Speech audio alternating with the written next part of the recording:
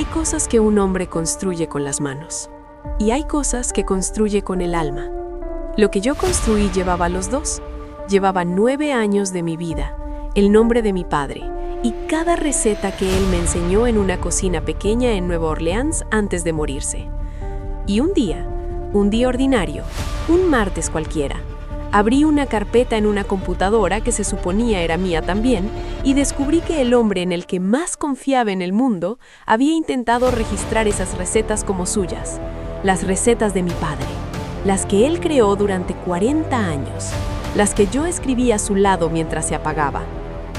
Lo que hice después tardó 9 meses, pero cuando terminó, Brendan Fisk no solo perdió lo que intentó robar, perdió todo lo que había construido sobre esa mentira.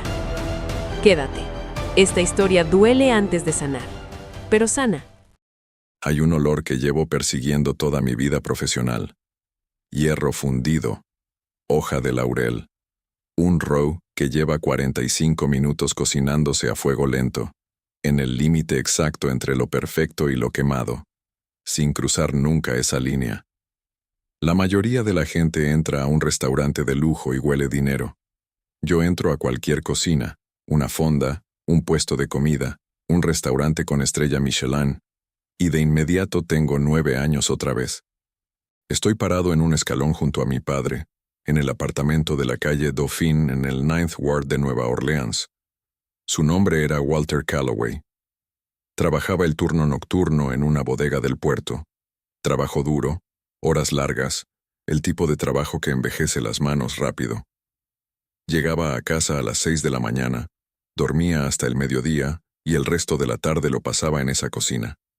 No porque tuviera que hacerlo, porque era el único lugar en el mundo donde era completamente él mismo.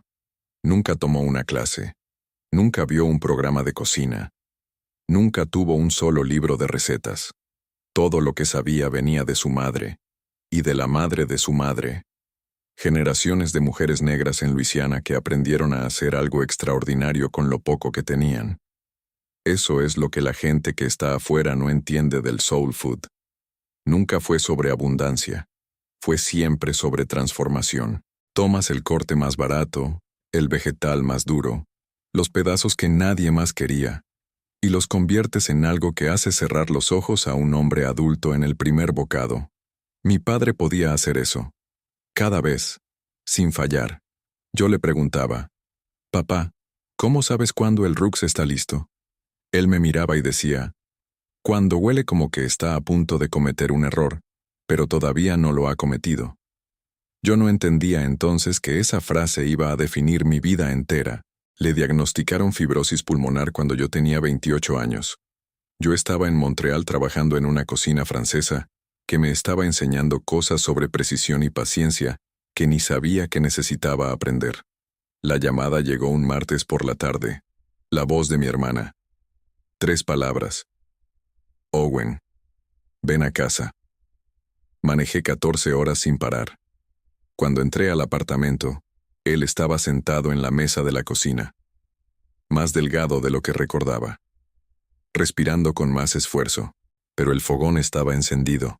Había una olla hirviendo, y cuando me vio entrar por la puerta lo primero que dijo no fue, «Estoy enfermo, ni tengo miedo».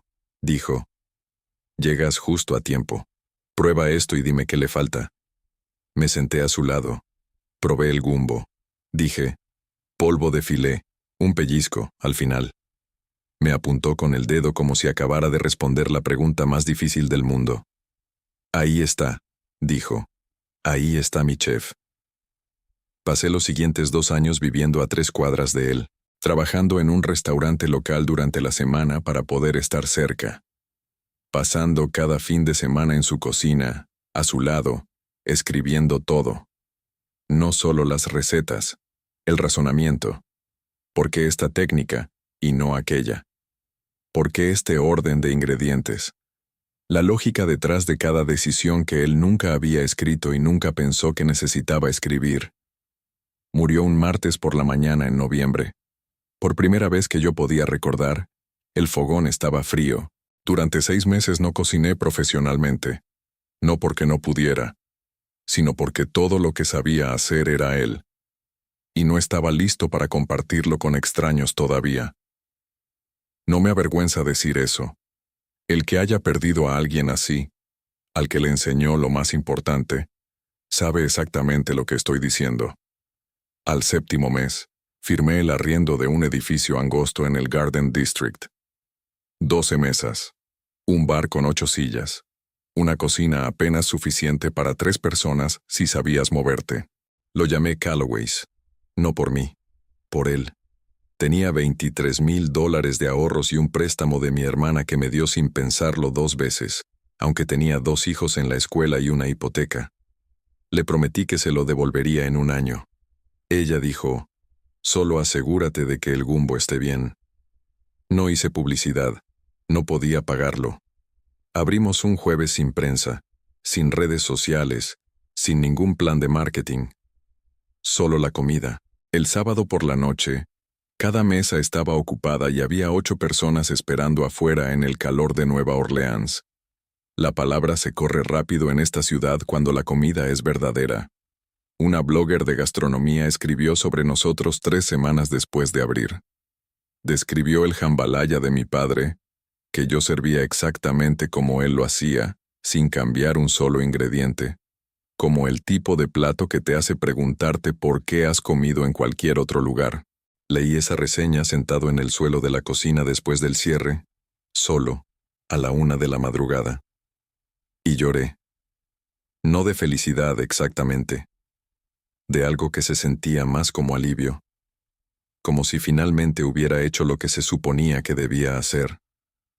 Como si en algún lugar, de alguna manera, mi padre lo supiera.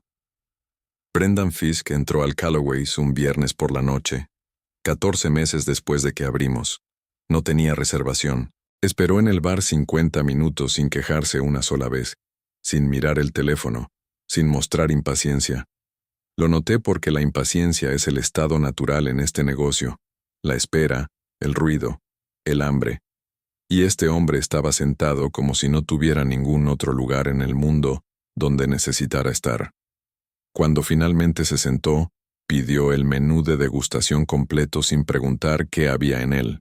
Lo observé comer desde la ventana de la cocina como siempre observo a los clientes nuevos.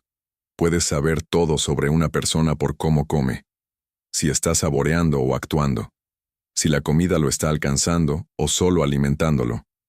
Brendan Fisk estaba saboreando, cada bocado, los ojos entrecerrados en la primera cucharada del gumbo, una pausa real, el tenedor abajo, después del jambalaya. Cuando terminó, pidió hablar con el chef. Salí secándome las manos en un trapo de cocina.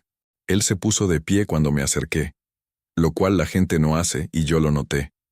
Extendió la mano y dijo, me llamo Brendan Fisk. He comido en 43 países. He estado en restaurantes con 3 estrellas Michelin en 4 continentes. Y quiero que sepa, lo que usted está haciendo en esta cocina es tan bueno como cualquier cosa que haya probado en cualquier parte del mundo. Dije, gracias. Dijo, me gustaría ayudarlo a asegurarse de que más personas puedan experimentarlo. Dije, lo aprecio, estamos bien como estamos. Sonrió. Puso una tarjeta en la mesa. Dijo, tómese su tiempo, pero piense en cuánta gente nunca va a poder probar esto porque no consigue una reservación. Se fue. Recogí la tarjeta. La di vuelta entre los dedos. Jerome estaba junto a mí en la ventana. Miró la tarjeta, miró a Brendan salir, y dijo, no me gusta ese hombre. Dije, ni siquiera lo conoces. Jerome dijo, conozco la forma en que miró el salón. No estaba mirando el restaurante, estaba mirando lo que podría llegar a ser sin usted adentro. Guardé la tarjeta en el bolsillo, y me olvidé de las palabras de Jerome por mucho tiempo. Ese fue el primer error. Llamé a Brendan 4 meses después. No porque estuviera en dificultades, porque una tubería reventó en el techo de la cocina en febrero. La reparación costó $11,000, y mi cuenta bancaria me miró como si la hubiera ofendido personalmente. Brendan contestó al segundo timbre, como si me hubiera estado esperando. Nos reunimos 3 veces antes de que yo aceptara cualquier cosa. Él trajo abogado. Yo traje abogado. El contrato tenía 42 páginas. Las leí todas. Página 18, párrafo 4. Me lo sé de memoria. Todas las recetas originales, técnicas culinarias, perfiles de sabor y conceptos de menú aportados por Owen T. Calloway a la sociedad serán propiedad intelectual exclusiva de Owen T. Calloway. Ninguna transferencia, registro, licencia o reclamación de propiedad sobre dichos materiales podrá ser ejecutada por Brendan A. Fisk o cualquier entidad afiliada a él sin el consentimiento previo y por escrito de Owen T. Calloway. Lo subrayé con bolígrafo rojo. Se lo mostré a mi abogado. Él dijo, «Más claro imposible. Estás protegido». Firmé un jueves por la mañana en marzo. Brendan me estrechó la mano y dijo, «Esto va a ser algo grande, Owen». Le creí, y esto es lo que quiero que entiendas. Porque pienso en eso más que en cualquier otra cosa cuando recuerdo ese momento. No era ingenuo. No era joven. No estaba desesperado.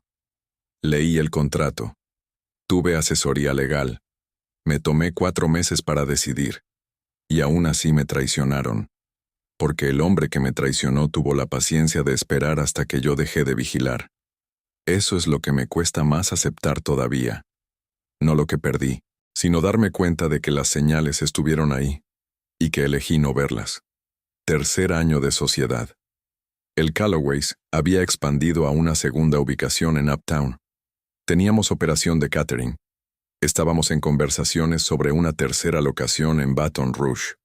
La sección gastronómica del New York Times nos había mencionado en un artículo sobre los restaurantes imprescindibles de Nueva Orleans.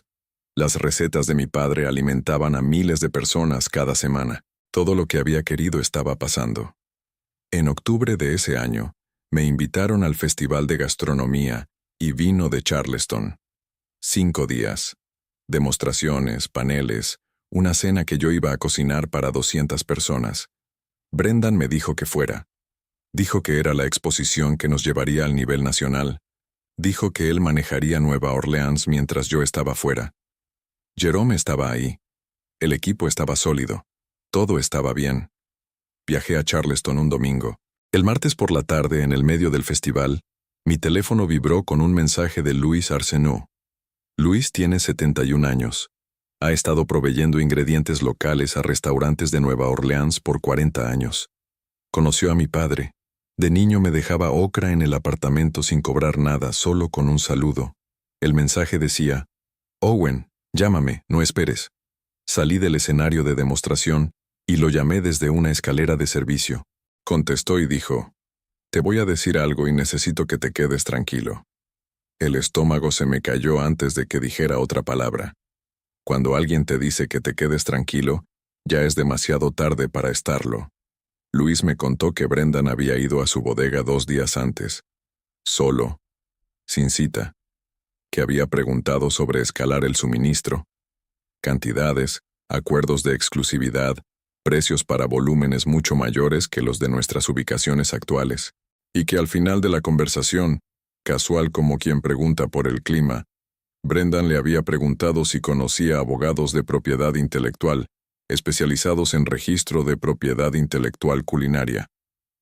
El pasillo se quedó muy silencioso. Luis dijo, «Owen, llevo 40 años en esta industria. Sé lo que significa esa pregunta. Alguien está a punto de poner su nombre en algo que no le pertenece». Dije, «Gracias, Luis». Colgué. Me quedé en esa escalera 3 minutos sin moverme. A mi alrededor podía escuchar el festival. Aplausos, risas, el sonido de copas, alguien hablando sobre el poder transformador de los ingredientes locales. Pensé en mi padre parado frente al fogón en la calle Dauphin. Pensé en los 2 años que pasé a su lado escribiendo cada receta. Pensé en la página 18, párrafo 4, de un contrato que había firmado con un hombre en el que confiaba. Y pensé en algo que mi padre me dijo una vez, en la cocina, tarde en la noche, cuando yo tendría unos 12 años.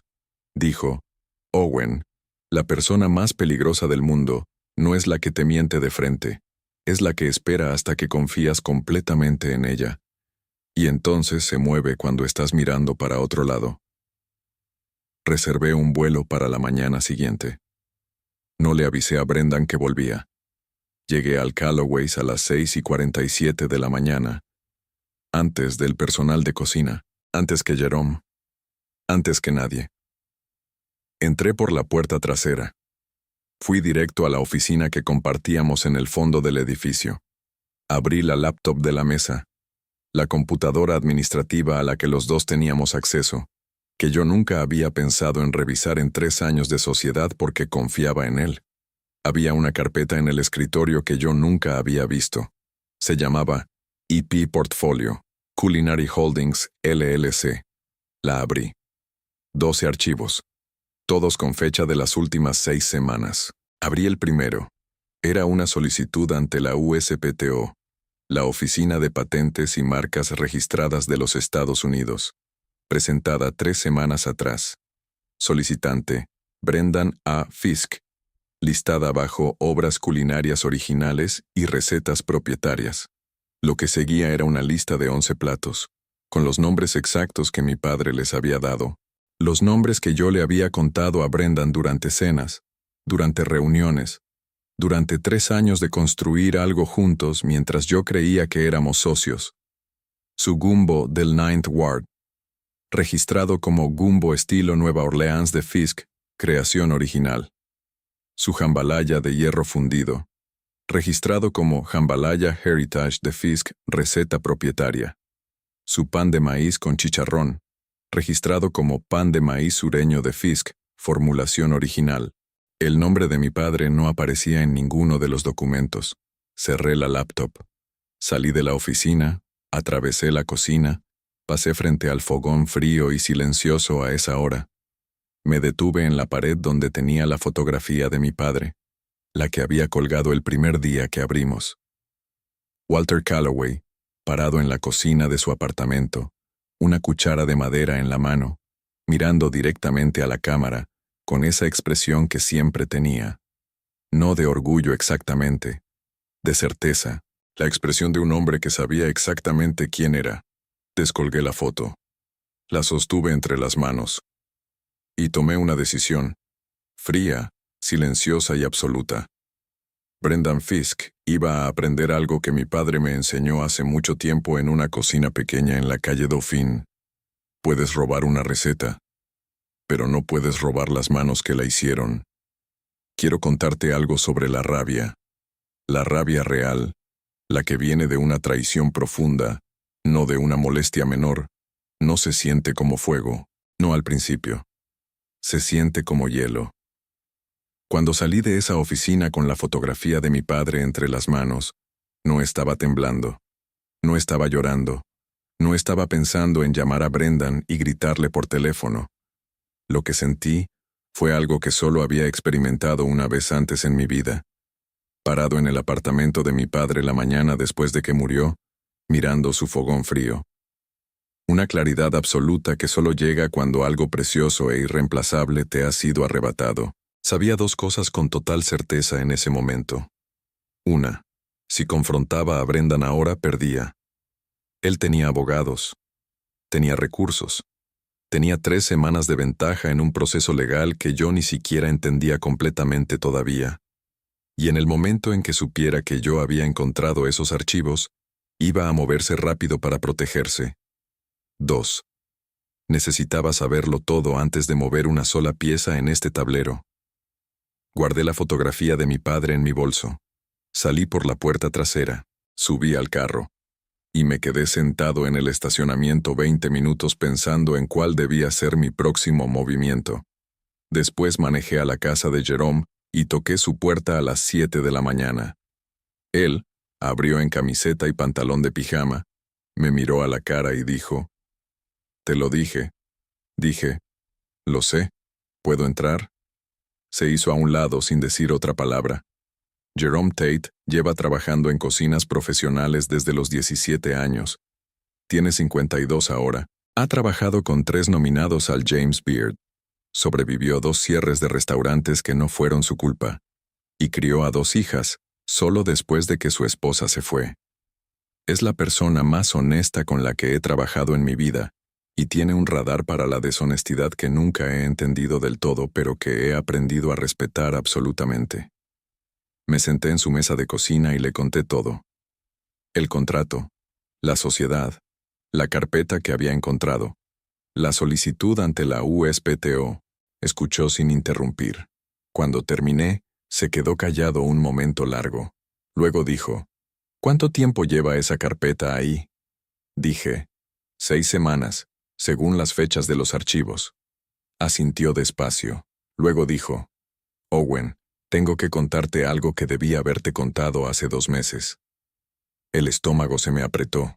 Me contó que en agosto, 8 semanas antes, había llegado temprano al restaurante y encontró a Brendan en la oficina. Solo. Con la laptop abierta. Jerome asumió que era normal, pero Brendan cerró la laptop más rápido de lo necesario cuando Jerome entró.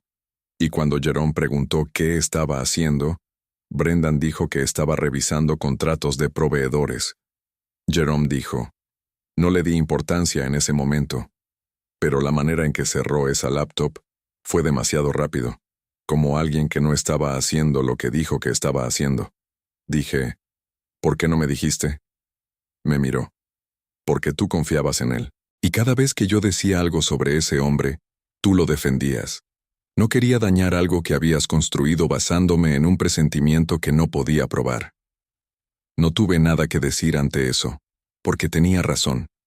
Cada vez que Jerome había expresado incomodidad con Brendan, un comentario de lado, una mirada, una pausa, yo lo había suavizado, porque la sociedad funcionaba, porque el negocio crecía, porque confiar en Brendan era más fácil que cuestionarlo. Eso es lo que una traición realmente te cuesta. No solo lo que te robaron. La comprensión de que las señales de advertencia estuvieron ahí y que elegiste no verlas. Jerome dijo, «Entonces, ¿qué hacemos?» Dije, «Tú no haces nada todavía, yo sí. Y necesito que actúes completamente normal en el trabajo. ¿Puedes hacer eso?» Dijo, «Llevo actuando normal con ese hombre 3 años. Unas semanas más no me van a matar». Encontré a Renata Souza a través de un abogado de la industria alimentaria en Baton Rouge, que me dijo que era la mejor abogada de propiedad intelectual de Luisiana para casos de propiedad intelectual culinaria. Su oficina estaba en Magazine Street, tercer piso de un edificio que olía a café viejo y expedientes legales. Tenía 44 años. Era de origen brasileño, más aguda que cualquier persona que haya conocido. Y tenía una manera de mirarte cuando hablabas que te hacía sentir que simultáneamente te escuchaba y ya estaba 3 pasos adelante de lo que ibas a decir. Le conté todo. El contrato, la sociedad, la carpeta que encontré, la solicitud de registro ante la USPTO. Escuchó sin interrumpir. Cuando terminé, se quedó en silencio un momento. Luego dijo, ¿tienes documentación de cuándo se crearon esas recetas? Algo con fecha. Cuadernos, correos, fotos, cualquier cosa que establezca una línea de tiempo anterior a tu sociedad con Fisk. Dije, mi padre creó esas recetas durante 40 años. Tengo cuadernos de cuando los documentaba antes de que muriera. Tengo fotografías de nosotros cocinando juntos. Tengo las tarjetas de recetas que él escribió a mano y que yo enmarcé y guardé. Se inclinó hacia adelante. ¿Alguna de esas tarjetas tiene fecha en su letra? Lo pensé. Algunas. Él fechaba las cosas como los hombres mayores. No sistemáticamente, pero de vez en cuando. Hay tarjetas con años escritos en la esquina. Dijo, bien, ahora, esto es crítico, Owen. La solicitud que Fisk presentó ante la USPTO es un intento de registro, no una patente concedida. Toma tiempo procesarla. Si nos movemos correctamente, podemos presentar una impugnación que la detenga antes de que sea aprobada. Pero tenemos que movernos antes de que pase. Dije, ¿cuánto tiempo tenemos? Dijo, probablemente 60 a 90 días. Quizás menos si la tramitaron de forma urgente. 60 a 90 días. Mientras yo seguía yendo al trabajo cada mañana y mirando a Brendan Fisk a los ojos. Ella dijo, sé que eso es difícil, Pero necesitas entender algo. Si lo confrontas ahora, él reacciona. Si esperas y construyes el caso correctamente, tú controlas cada variable de lo que pasa después. ¿Entiendes la diferencia? Dije, sí. Dijo, bien, entonces vuelve al trabajo, sonríe, cocina, y tráeme todo lo que tu padre alguna vez escribió. Ese fin de semana fui a casa de mi hermana Diane. Ella había guardado una caja de las cosas de mi padre después de que murió. Los objetos que no cabían en mi apartamento, pero que ninguno de los dos podía tirar. No había abierto esa caja en 4 años. Ella se sentó conmigo en la mesa de la cocina mientras yo la revisaba. No preguntó por qué, solo hizo café y se quedó cerca, como siempre ha hecho. Había trapos de cocina, un delantal gastado, 2 sartenes de hierro fundido que me llevé de inmediato. Y debajo de todo eso, un paquete de tarjetas de índice sostenido por una liga que se había vuelto quebradiza con el tiempo. Las tarjetas de recetas de mi padre. 41 tarjetas. Algunas apenas legibles, escritas con su letra apretada y zurda. Algunas con manchas de grasa en las esquinas de tanto manipularlas sobre la estufa caliente. Algunas con fechas. No todas, pero algunas. La más antigua decía, septiembre de 1987. La más reciente, marzo de 2019, 8 meses antes de que muriera. Me senté en la mesa de cocina de mi hermana y leí cada una. Diane no dijo nada por mucho tiempo. Luego, en voz baja, él las escribió para ti, ¿sabes? Nunca escribió nada en toda su vida. Empezó a hacer esto cuando le dijiste que quería ser chef. Decía que quería asegurarse de que tuvieras algo que llevarte contigo. No pude hablar por un momento. Luego dije, alguien intentó quitármelas. Ella me miró. Se lo conté todo. Cuando terminé, se quedó en silencio por un tiempo muy largo, y luego dijo algo que he pensado todos los días desde entonces. Dijo, Owen, papá siempre decía que la prueba de un plato no está en la receta, está en las manos que lo hicieron y en la historia que hay detrás. Ningún documento que Brendan Fisk presente va a cambiar de dónde vienen esas recetas. Solo tienes que asegurarte de que el mundo conozca la historia. Empaqué las tarjetas en una carpeta. Las llevé a la oficina de Renata a la mañana siguiente. Ella las miró por un buen rato. Luego levantó la vista hacia mí y dijo, estas son extraordinarias. Este es tu caso. Lunes por la mañana. Entré al Calloway's a las 9 como si nada hubiera pasado. Brendan ya estaba ahí, sentado en el bar, café en mano, revisando algo en su tablet. Levantó la vista cuando entré y sonrió de la manera que siempre sonreía. Fácil, cálida. La sonrisa de un hombre que nunca había sentido que estaba haciendo algo malo. Owen, ¿cómo estuvo Charleston? Muy bien. Buena respuesta a la demostración. Conocí gente de la revista Food and Wine. Excelente. Eso es exactamente la exposición que necesitamos. Me preguntó sobre el festival. Le conté. Hablamos sobre el cronograma de expansión en Baton Rouge. Me mostró algunas cotizaciones de contratistas. Normal. Fácil. Completamente, perfectamente normal. Y todo el tiempo, por debajo de cada palabra, yo estaba pensando, te sentaste en esa oficina y pusiste el nombre de mi padre en tus documentos. Me estás sonriendo ahora mismo, y no tienes idea de que lo sé. Cuando se fue esa tarde, Jerome apareció a mi lado en la ventana de la cocina y dijo en voz baja, sin mirarme. ¿Cómo estás? Dije bien. Dijo, ¿seguro? Porque llevas 20 minutos apretando ese trapo de cocina y está completamente seco. Bajé la vista a mis manos. Tenía razón. Solté el trapo. Estoy bien, dije. Estoy exactamente donde necesito estar. 3 semanas después de comenzar la investigación silenciosa, Luis Arsenault me llamó. Había estado haciendo su propia investigación. No porque yo se lo pidiera, sino porque Luis lleva 40 años en esta industria y no tolera la deshonestidad en ninguna forma. Y porque quería a mi padre. Me contó que había hablado con 2 proveedores más de la ciudad. Ambos habían recibido la visita de Brendan en los últimos 2 meses. preguntando sobre acuerdos de suministro para un nuevo concepto culinario que estaba desarrollando, independientemente del Callaway's. Un nuevo concepto culinario. Luis dijo, está construyendo algo en paralelo, Owen. Mientras maneja tu negocio con tu dinero y tus recetas, está construyendo su propia cosa al mismo tiempo. Apreté el teléfono. Luis dijo, hay más. Uno de los proveedores, un hombre llamado Pete Broussard en Chupitulas, dice que Brendan le mostró un borrador de menú. Como adelanto, para asegurar un acuerdo de suministro. Y, pausa larga, eran los platos de tu padre, Owen, con nombres diferentes, pero los mismos platos. Pete reconoció la descripción del jambalaya porque yo le había hablado de tu restaurante. Él me llamó, yo te llamo a ti. Me senté en el bordillo de la acera frente al restaurante. Ahí mismo, en plena calle, en medio del día, me senté en el bordillo porque mis piernas decidieron que ya no querían sostenerme.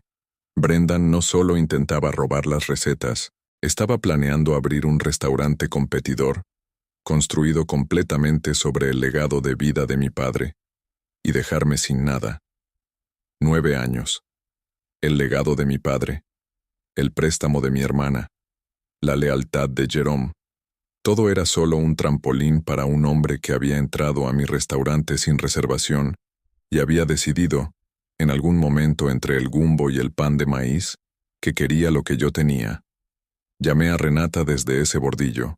Ella contestó y antes de que pudiera decir nada le dije, está construyendo un restaurante competidor con los mismos platos. Hubo una pausa. Luego dijo, con mucha calma, Owen, no te muevas. Te veo en mi oficina en 1 hora. Acabamos de pasar de un caso sólido a uno blindado. Estaba en la oficina de Renata a las 3 de la tarde. Tenía la laptop abierta y un blog legal lleno de notas. Levantó la vista cuando entré y dijo, siéntate. Tengo algo que mostrarte. Giró la laptop hacia mí. Era un documento de registro de empresa, presentado ante la Secretaría de Estado de Luisiana. 11 días atrás. El nombre de la empresa, Fisk's Southern Table LLC. Representante legal, Brendan A. Fisk. Dirección registrada, un local comercial en Magazine Street, a 4 cuadras de mi restaurante, y al final del documento, bajo descripción del negocio, restaurante de servicio completo especializado en auténtica cocina soul food de Nueva Orleans y cocina criolla basada en recetas propietarias originales. Me quedé mirando esa pantalla por un tiempo largo. Luego miré a Renata. Ella dijo, ya firmó el arrendamiento. La construcción empieza en 3 semanas. Dije, ¿cómo lo detenemos? Sonrió. No una sonrisa cálida. El tipo de sonrisa que pertenece a alguien que ha estado esperando exactamente este momento. Dijo, no solo lo detenemos, Owen, lo desmantelamos, pieza por pieza, en público, de una manera de la que nunca se va a recuperar. ¿Y las recetas? ¿El nombre de mi padre? Cerró la laptop. Me miró directo. Cuando terminemos, nadie en esta industria va a asociar esos platos con nadie más que con Walter Callaway. Te lo prometo. Me recosté en la silla, y por primera vez desde que abrí esa carpeta en la laptop de mi propio restaurante a las 7 de la mañana, sentí que algo se movía en el pecho. No alivio. Todavía no. Pero el primer respiro de algo que empezaba a parecerse a eso. Renata me dio 1 semana. No para actuar, para documentar. Me dijo, Owen, la diferencia entre ganar y perder un caso como este no es quién tiene razón. Es quien tiene papel. Tú tienes razón. Ahora necesitamos convertir esa razón en papel. Me dio una lista. 6 puntos. 1. Fotografiar y digitalizar cada receta manuscrita de mi padre, con las fechas visibles, y autenticar el archivo ante notario. 2. Reunir todas las comunicaciones por correo electrónico entre Brendan y yo, especialmente cualquier mensaje donde yo describiera los platos, contara la historia de su origen, o hiciera referencia explícita a mi padre como su creador. 3. Localizar el artículo original de la blogger que mencionó el Calloway's en los primeros meses, que describía las recetas como herencia de mi padre, y capturar el archivo completo con fecha de publicación. 4. Obtener una declaración escrita de Louis Arsenault, describiendo la visita de Brendan a su bodega y la pregunta sobre abogados de propiedad intelectual. 5. Identificar si había más proveedores o contactos que Brendan hubiera abordado sobre el nuevo proyecto. 6. Seguir apareciendo en el trabajo todos los días como si nada hubiera pasado. Ese sexto punto era el más difícil. Mirar a Brendan Fisk todos los días, hablar sobre cronogramas de expansión, discutir números de ventas, y no dejar escapar una sola palabra de lo que sabía. Eso exigió un tipo de disciplina que nunca supe que tenía. Jerome me ayudó. Cada mañana, antes del servicio, pasaba junto a mí en la cocina y decía en voz baja: un día más. Era suficiente. Pasé 3 noches seguidas revisando 3 años de correos electrónicos. Recuerdo sentarme frente a la computadora el miércoles por la noche, a las 11, abriendo la primera página del historial de correspondencia con Brendan Fisk, y pensar que iba a ser una tarea tediosa. No lo fue. Fue como leer el manual de cómo me habían manipulado.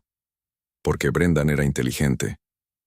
En los primeros meses me hacía preguntas sobre los platos de maneras que parecían curiosidad genuina.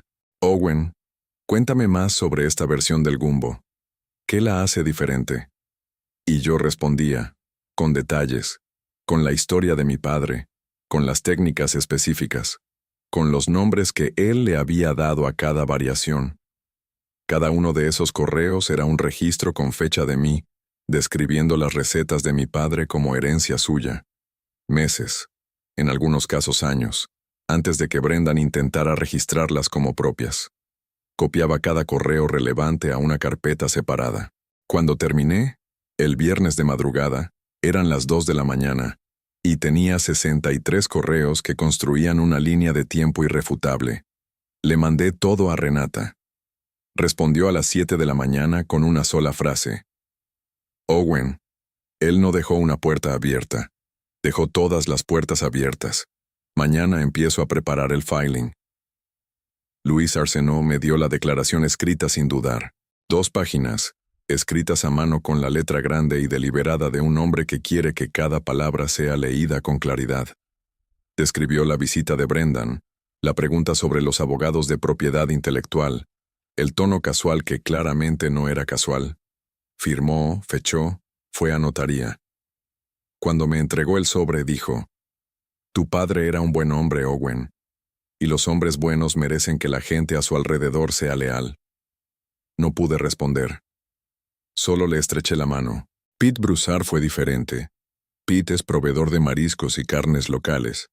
58 años, voz grave, el tipo de hombre que negocia mirando a los ojos y que no le gustan los abogados ni las complicaciones. Cuando lo llamé, se quedó en silencio un momento y luego dijo: sabía que esto iba a volver a mí. Me reuní con Pete en su depósito un martes por la mañana. Me mostró lo que Brendan había presentado. Una impresión del borrador de menú que había dejado como parte de la propuesta de suministro. Cuando sostuve ese papel entre las manos y vi los nombres de los platos, ligeramente alterados, pero claramente derivados, claramente reconocibles para cualquiera que conociera el Calloway's, algo pasó dentro de mí que no puedo describir con precisión. No era rabia. Era algo más profundo. Era como ver la prueba física de que alguien había mirado lo que mi padre había construido durante décadas y había decidido que simplemente podía tomarlo. Pete dijo: ¿quieres que firme algo? Dije: solo una declaración describiendo lo que él te mostró. Fecha, lo que dijo, lo que había en el papel. Pete dijo: dame una pluma. El artículo de la blogger que había mencionado el Calloway's en los primeros meses seguía en línea. Un sitio de gastronomía local llamado Plate and Place. La escritora se llamaba Sandra Way y había escrito un perfil de página completa sobre el restaurante 18 meses antes de que Brendan apareciera por primera vez.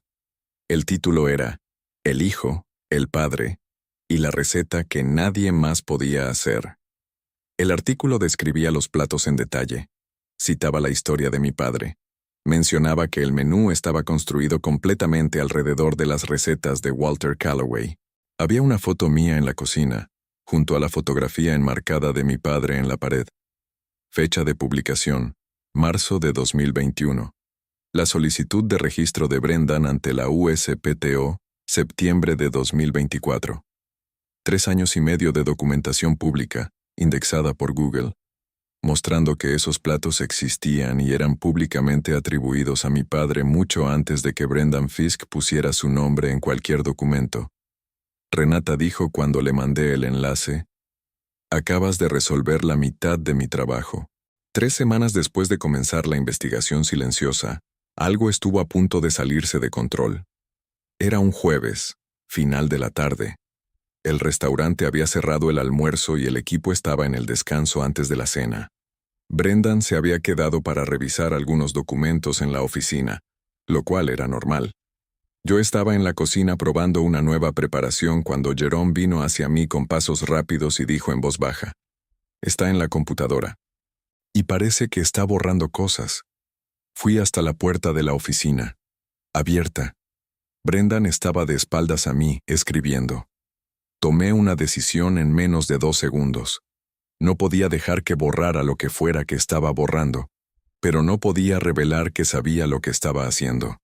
Entré a la oficina y dije, con el tono más casual que he usado en mi vida: Brendan, ¿viste dónde quedó la carpeta de contratos del proveedor Broussard? Necesito verificar una cláusula de entrega. Él cerró la pestaña que tenía abierta, pero no antes de que yo viera la pantalla por una fracción de segundo. Era la carpeta IP Portfolio. Se dio vuelta hacia mí con la sonrisa de siempre. No la vi, pero debe estar en el archivo físico en el segundo cajón. Correcto, gracias. Salí de la oficina. Fui directo al baño. Cerré la puerta. Me quedé frente al espejo unos 30 segundos respirando. Esa noche le mandé un mensaje a Renata. Puede estar borrando archivos. Necesitamos acelerar. Respondió en 2 minutos. El filing va mañana. Ya está listo. A la mañana siguiente, Renata presentó 3 documentos de forma simultánea. Primero, una oposición al registro de marca ante la USPTO, impugnando formalmente la solicitud de Brendan antes de que fuera aprobada, con toda la documentación de origen adjunta, las recetas manuscritas con fechas, los correos, el artículo de 2021, las declaraciones de Louis y Pete. Segundo, una notificación formal de violación contractual enviada directamente a Brendan Fisk y a su abogado, citando específicamente el párrafo 4 de la página 18 del contrato de sociedad, el párrafo que yo había subrayado en rojo. Tercero, una solicitud de medida cautelar de emergencia para impedir la apertura del Fisk's Southern Table mientras el caso estaba en disputa, con base en competencia desleal y uso no autorizado de propiedad intelectual. Brendan recibió todo eso en un intervalo de 40 minutos. Supe que lo había recibido porque, por primera vez en 3 semanas de sociedad silenciosa, mi teléfono sonó con su número a las 10 de la mañana de un viernes. No contesté. Llamó 4 veces. Mandó 3 mensajes. El primero decía: Owen, necesitamos hablar. El segundo decía: esto es un malentendido. Llámame. El tercero decía: Owen, ¿puedo explicar todo esto? Le mandé los 3 mensajes a Renata sin responder ninguno. Ella dijo: perfecto, no respondas directamente. Toda comunicación pasa por mí ahora. 2 días después, el abogado de Brendan contactó a Renata pidiendo una reunión. Renata me llamó y dijo: ¿quieren negociar? Dije: no. Ella dijo: Owen, escúchame, una reunión no es debilidad, es inteligencia. Vas a sentarte en esa sala y vas a ver exactamente lo que tienen, o mejor dicho, lo que no tienen, y entonces vas a saber si podemos resolver esto rápido, o si va a la fase de discovery, que va a ser larga y costosa para ambos lados. Pausa. Pero más importante, cuando Brendan Fisk te vea entrar a esa sala con toda esta documentación, Va a darse cuenta por primera vez de que tú no eres el hombre que él creyó que estaba manipulando. Fui. La reunión fue en una sala de conferencias en la oficina del abogado de Brendan, en una torre de vidrio en el centro de Nueva Orleans. Mesa larga, sillas costosas, agua en botellitas de vidrio. El tipo de ambiente diseñado para hacerte sentir pequeño. Brendan estaba sentado al otro lado de la mesa cuando entré. A su lado, su abogado. Un hombre de unos 60 años con lentes de montura dorada que tenía la energía de alguien acostumbrado a intimidar. Brendan me miró cuando entré, y por primera vez desde que lo conocía, no sonrió. Me senté. Puse mi carpeta sobre la mesa. Renata se sentó a mi lado. El abogado de Brendan comenzó a hablar sobre malentendidos contractuales y intenciones mal comunicadas, y yo escuché cada palabra sin dejar que mi expresión cambiara. Cuando terminó, Renata abrió la carpeta y puso los documentos sobre la mesa. Uno por uno, despacio, en silencio. Las recetas manuscritas de mi padre, con fechas, los 63 correos, el artículo de 2021, las declaraciones de Luis y Pete, y por último, la copia de la solicitud de registro ante la USPTO con el nombre de Brendan, junto a la copia del contrato de sociedad con el párrafo 4 encerrado en rojo. El abogado de Brendan miró los documentos por un tiempo largo. Brendan no miró los documentos ni una vez. Me miró a mí, directo. Y vi en esa mirada algo que nunca había mostrado antes. Supo que se había equivocado de hombre. El abogado dijo, con mucho más cuidado ahora, ¿qué busca exactamente su cliente como resolución? Renata dijo, retiro inmediato y completo de todas las solicitudes de registro ante la USPTO. Disolución del Fisk's Southern Table, LLC. Rescisión de la sociedad con indemnización. Y un reconocimiento formal, por escrito, de que las recetas en cuestión son creación exclusiva de Walter Calloway y Owen Calloway. El abogado empezó a decir algo sobre términos excesivos, y Renata simplemente dijo, ya vio la documentación, llévesela a su cliente, pero necesito una respuesta en 72 horas, porque la semana que viene presento la demanda completa y la sección gastronómica del New York Times recibe una copia del expediente. Silencio. Brendan finalmente bajó los ojos. Recogí mi carpeta, me puse de pie, y salí de esa sala sin decir una sola palabra. Porque no había nada que decir. Todo lo que necesitaba decirse ya estaba sobre esa mesa. Renata recibió la respuesta del abogado de Brendan 48 horas después, no 72. Me llamó a las 7 de la mañana y dijo, quieren negociar los términos. Están dispuestos a aceptar la mayoría de las condiciones. Dije, ¿la mayoría? Dijo, están pidiendo que el reconocimiento formal de tu padre sea privado, no público. Me quedé en silencio un momento. Luego dije, Renata, mi padre pasó 40 años en una cocina pequeña en un apartamento del Ninth Ward. Nunca recibió crédito por nada de lo que hizo.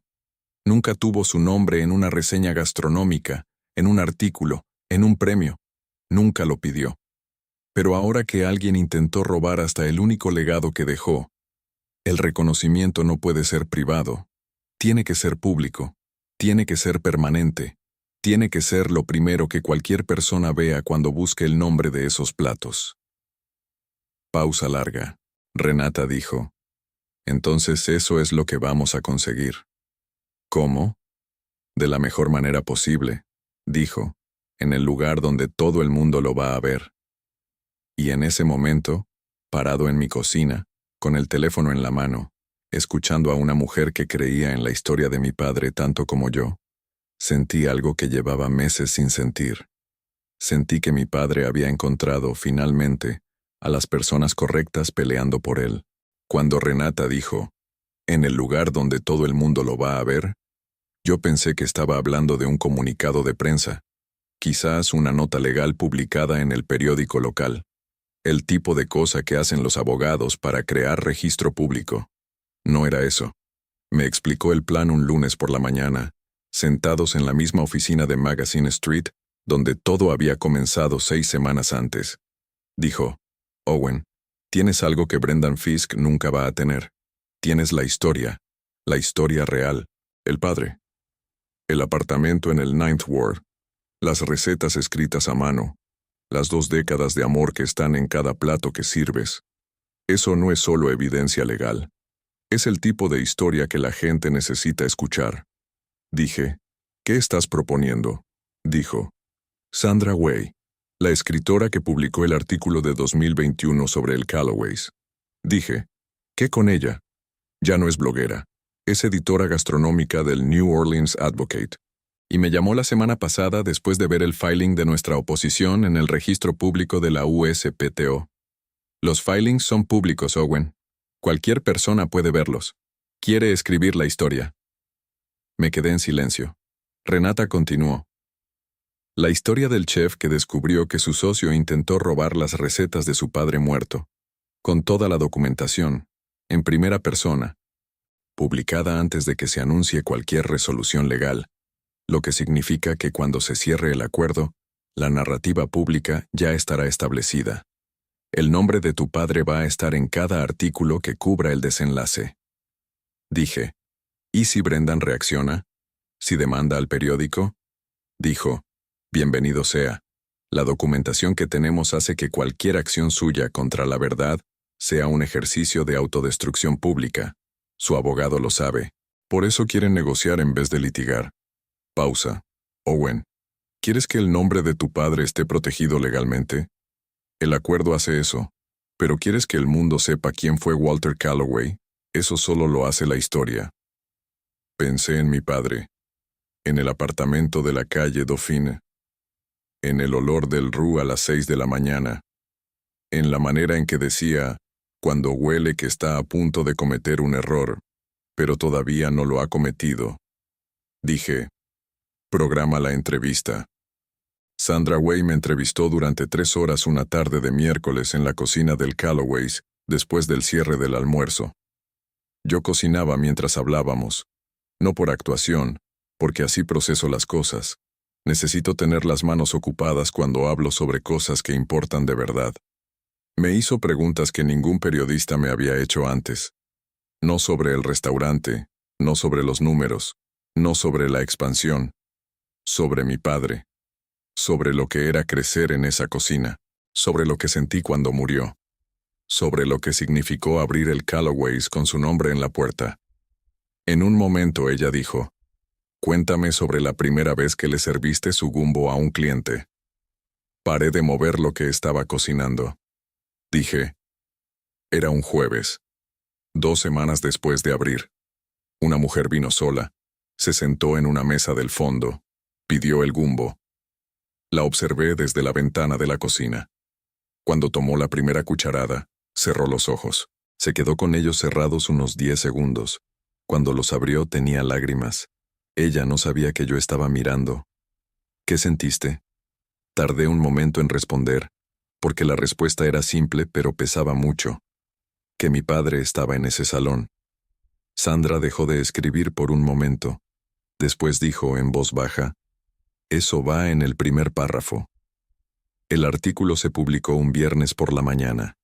Título. Alguien intentó robar las recetas de un hombre muerto. Su hijo había estado guardando las pruebas. Subtítulo. Cómo Owen Calloway pasó 9 meses construyendo un caso para proteger el legado culinario de su padre. Y lo que encontró cuando empezó a buscar. Lo leí sentado en mi cocina a las 6 de la mañana, antes de cualquier otra cosa. Sandra había capturado todo.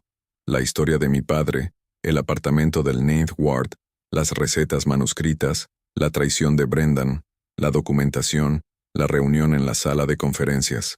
Y en el centro del artículo, una fotografía que Sandra me había pedido que llevara. Mi padre en la cocina del apartamento en la calle Dauphine, de espaldas a la cámara, moviendo una olla, la luz de la mañana entrando por la ventana pequeña. El pie de foto decía, Walter Calloway, Nueva Orleans, circa 2014. Sus recetas alimentaron a miles. Él nunca lo supo. En las primeras 2 horas, el artículo tenía 4,000 compartidos. En las primeras 6 horas, había sido republicado por medios nacionales de gastronomía. El Eater National hizo un resumen. El Food and Wine compartió el enlace con el comentario. Esta es el tipo de historia con la que la industria gastronómica necesita confrontarse. A las 2 de la tarde, el teléfono de Renata no paraba de sonar. A las 3 de la tarde, el abogado de Brendan la llamó con un mensaje directo. Mi cliente acepta todos los términos. Todos, incluyendo el reconocimiento público. Cuando Renata me llamó para decirme, yo estaba en la cocina del restaurante preparando el servicio de la noche. Me apoyé contra la pared de acero inoxidable, cerré los ojos un momento y respiré. No dije nada por un momento. Ella tampoco. A veces el silencio entre dos personas es suficiente. El documento final se firmó un lunes por la mañana. Brendan Fisk retiró todas las solicitudes de registro ante la USPTO. El Fisk's Southern Table LLC fue disuelto. El contrato de arrendamiento del local en Magazine Street cancelado con penalidad. La sociedad con el Callaways fue rescindida con una indemnización que cubrió los costos legales y un año completo de operación independiente.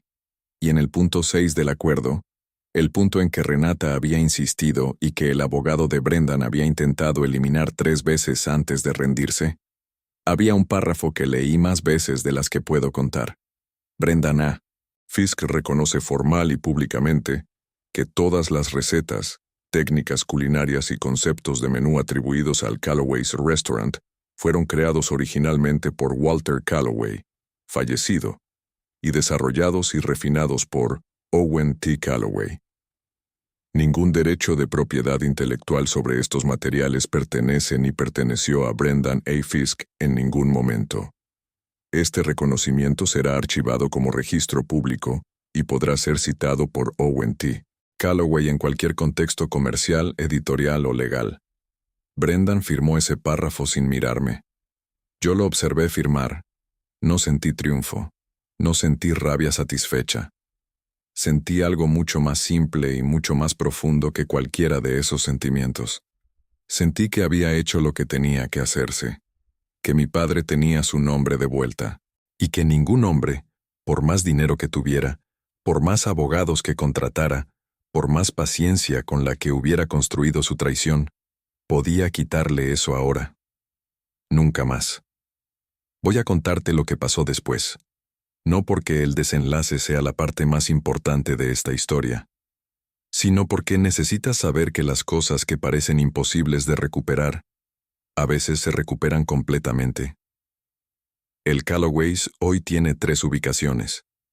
La original en el Garden District, la segunda en Uptown que ya existía, y una tercera que abrimos en marzo. No en Baton Rouge como había planeado con Brendan, sino en Houston, Texas. La ciudad más grande del sur, con la comunidad afroamericana más grande de esa región. Jerome es copropietario ahora. Cuando le dije que quería que tuviera participación en el negocio, se quedó callado un momento y luego dijo, «No tienes que hacer eso». Yo dije, «Lo sé, lo hago porque quiero». Él dijo, «Está bien entonces». Y volvió a la cocina. Eso es Jerome. 40 palabras donde otros usarían 400, y cada una vale más que 1000. Luis Arsenault es el proveedor oficial de las 3 ubicaciones. Cuando firmó el contrato, dobló el papel, lo guardó en el bolsillo de su delantal y dijo, «Tu padre estaría satisfecho». No dijo nada más. No necesitaba decir más. Renata Souza tiene una mesa permanente reservada en el Callaways. Nunca ha necesitado pagar una comida desde entonces. Cuando lo mencioné, ella dijo, «No tienes que hacer eso». Yo dije, «Lo sé, lo hago porque quiero». Se rió. Creo que fue la primera vez que la vi reírse de verdad. En cuanto a Brendan Fisk, el artículo de Sandra Way sigue en línea y continúa siendo referenciado. Cuando inversores de restaurantes buscan su nombre hoy, es una de las primeras cosas que encuentran. 2 de los 3 restaurantes que tenía en otros estados cerraron en el año siguiente al escándalo. Los operadores locales rescindieron los contratos citando riesgo reputacional. El tercero sigue abierto, pero con un desempeño muy por debajo de lo que era antes. Nunca me contactó después de la firma del acuerdo. No espero que eso cambie. Y honestamente, ya no pienso mucho en Brendan Fisk, porque lo que me quedó de todo esto no tiene nada que ver con él.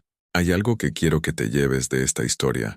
No la venganza, no el acuerdo, no los 3 restaurantes. Es esto. Cuando mi padre estaba muriendo, yo pasaba los fines de semana en su cocina escribiendo recetas en un cuaderno. Y a veces, en medio de una explicación, él se detenía y se quedaba mirando la olla por un tiempo sin decir nada. Yo preguntaba, ¿qué pasó, papá?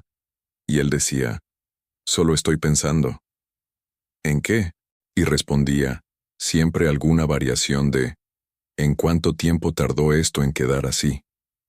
No estaba hablando del roux, estaba hablando de toda su vida, de todo lo que había aprendido y refinado y transmitido sin recibir crédito nunca por nada, de 40 años de amor destilado en una cocina pequeña donde nadie más que la familia llegaba.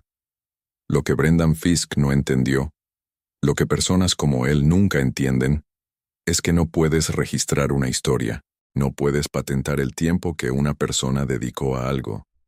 Puedes poner tu nombre en documentos, puedes construir paredes alrededor de palabras escritas en un papel, pero no puedes tomar lo que está en las manos de quien lo hizo. No puedes tomar lo que está en la memoria de quien estuvo en esa cocina. No puedes tomar lo que está en los ojos de una mujer que cierra los párpados en la primera cucharada de un gumbo, un jueves por la noche, y no sabe que el hombre que lo creó nunca va a saber que ella hizo eso. Mi padre construyó algo extraordinario en un lugar donde nadie estaba prestando atención. Mi trabajo siempre fue asegurarme de que la gente prestara atención. Brendan Fisk me enseñó que a veces tienes que pelear para lograrlo. Y que vale la pena pelear. Siempre vale la pena pelear por lo que es tuyo. Siempre.